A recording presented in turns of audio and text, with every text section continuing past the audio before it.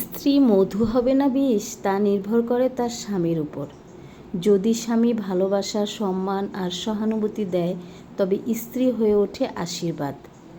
ঘরেও হাসি আর শান্তির বাতাস বইতে থাকে। কিন্তু অবহেলা, কটু কথা আর তাচ্ছিল্য ধীরে ধীরে তাকে বিষে রূপান্তর করে। কারণ সে খারাপ নয়, বরং তাকে প্রতিদিন বিষ খাওয়ানো হয়। আসসালামু আলাইকুম বন্ধুরা, আমি রোজি কুমিল্লা থেকে চলে এলাম ছোট্ট একটা ভিডিও নিয়ে। সকাল থেকে যা যা করেছি তাই নিয়ে হাজির হয়ে গেলাম। আসলে বাসায় আমরা মহিলারা অনেক কাজ করি, কিন্তু তারপরও কিছু পুরুষ আছে বলবে, কি করো সারাদিন, এটা তো তোমারই সংসার, তুমিই তো করবে। এই বড় বড় কথা বলে, কিন্তু কাজের বেলায় ঠন ঠনা ঠন ঠন। তো কেমন আছেন সবাই? আলু ভাজি করলাম। এই আলু ভাজিটা আমার খুবই মজার হয়। ঝুরি করে কেটে শুধু তেলের মধ্যে পেঁয়াজ, কাঁচামরিচ আর হলুদের গুঁড়া, লবণ দিয়েছি।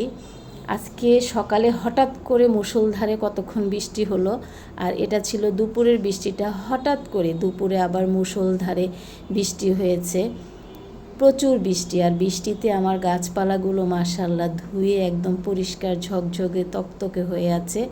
তো বৃষ্টির একটা ভিডিও করে দুপুরের খাবারের জন্য চলে এলাম। এর মাঝে খাবারের আগে খাবারটা রেডি করেছি, স্কুল করে এসেছি, এখন খেতে বসেছি। প্রায় 3:30 বাজে তখন। মাছ আর ভাত, আজকে নর্মাল খাবার, মাছে ভাতে বাঙালি আমরা, মাছ আর ভাত খাবো। সাথে আছে ডাল। ডালটা রান্না করেছে আমার বড় মেয়ে, অনেক মজা হয় তার হাতের ডাল রান্নাটা, আলহামদুলিল্লাহ। আমি অল্পই খাই, আমি সবজি বেশি খাই, ভাত কম খাই। তো আজকে সবজি নাই, এই মাছ আর ডাল দিয়ে দুপুরের খাবার খেয়েছি। তো সবাই কেমন আছেন, কেমন হয়েছে আমার ভিডিওটা? লাইক, কমেন্ট, শেয়ার করবেন। সবাই ভালো থাকবেন, আমার পেজের সাথে থাকবেন। আল্লাহ হাফেজ।